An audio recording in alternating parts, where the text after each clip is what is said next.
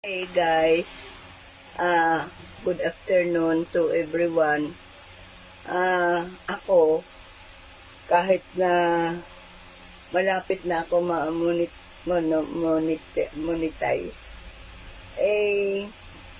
parang nag-aalangan pa rin si ma'am kasi siyempre kailangan talaga ibuhos ko ang lahat ng karunungan ko dito. Para mag-create ng mas matindi pang mga sasabihin.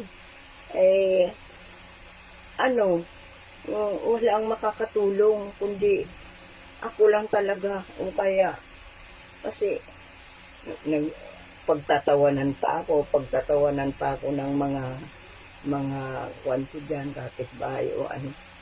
Kung iisipin ko, napakahirap, no? Pero, sana nga po sa awa ng mahal na Diyos tutulungan ako na yung mga sasabihin ko ay talagang kanais-nais at karapat-dapat.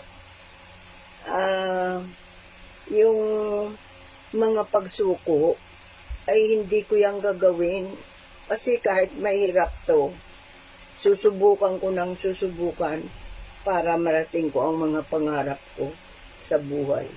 Yun lang talaga.